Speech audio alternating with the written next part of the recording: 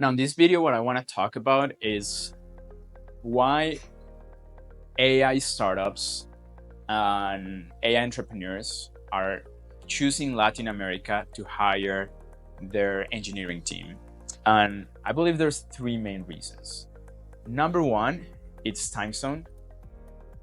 Running a startup and launching a new product and a new service requires, especially in the AI space, requires a very dynamic flow. And what I mean by that is it's not the same for you to send an email or a message to someone, let's say in Eastern Europe or in Asia, and then get a reply on the next day, versus having someone in your same time zone where they can be on Slack, online, and you're like, hey, can we get on a quick 15-minute call and solve whatever issues you have in order to make sure that whatever product or feature or service you're launching, it's gets done more efficiently, right? So even though there's great talent in Asia, there's great talent in Eastern Europe, Latin America has also great talent, but it's also in the same time zone. So that's why I believe we're seeing a lot of companies in the US and in Canada, a lot of them from New York, from Miami, and from Silicon Valley, hiring more talent in Latin America.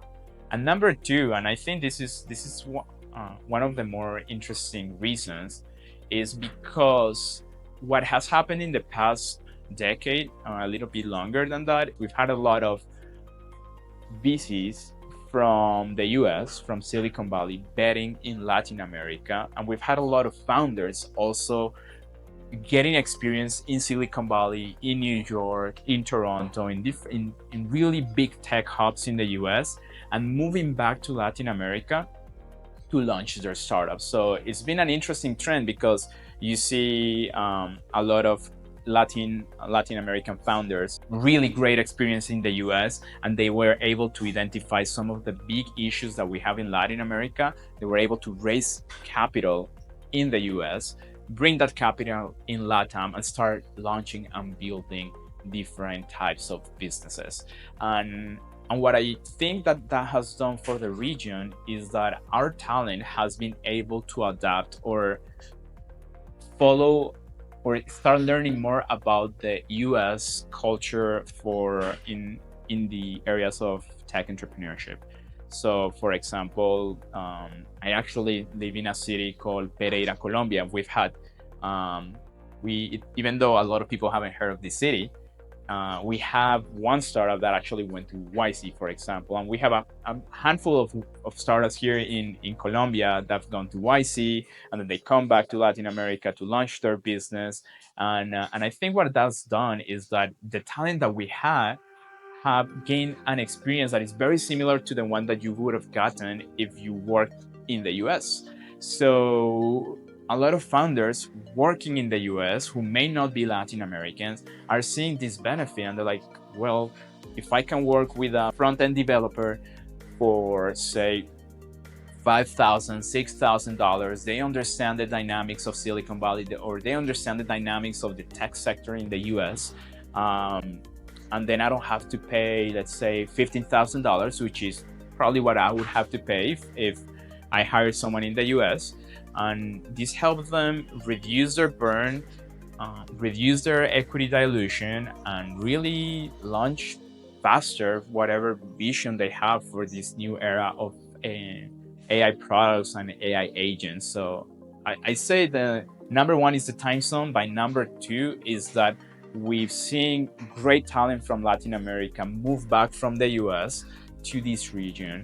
And we've also seen a lot of VC firms support our talent. And I think that's been a big deal. So if you are looking to hire tech talent in LATAM, make sure that you work with an agency that understands the dynamics, but most important, make sure that you work with an agency that has what we call transparent rate pricing.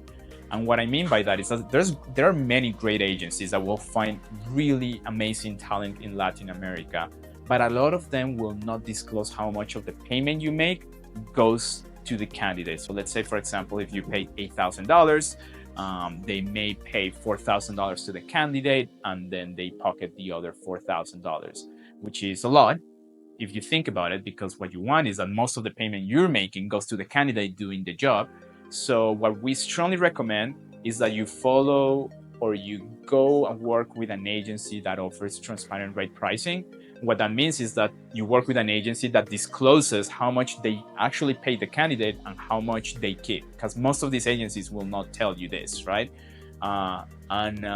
We are strong advocates for firms that charge us a smaller margin that seems more fair. So, for example, at Taylor Talent, we have an actual promise that we never charge more than 20% of the gross payment that the client makes. So, for example, if the client pays, say, $6,000, we keep $1,200, and then the rest goes to the candidate. And we actually are very vocal about this in our website. So whether you decide to find talent with Taylor, or you decide to work with any other outsourcing or nearshoring agency, what I strongly recommend is that you ask if they have transparent rate pricing, because we have great talent in Latin America. And if you're a founder, if you are a startup that you're just looking to launch fast, because especially in this new era of AI, speed is really everything, and protecting your capital so you can avoid like a fast burn of your resources.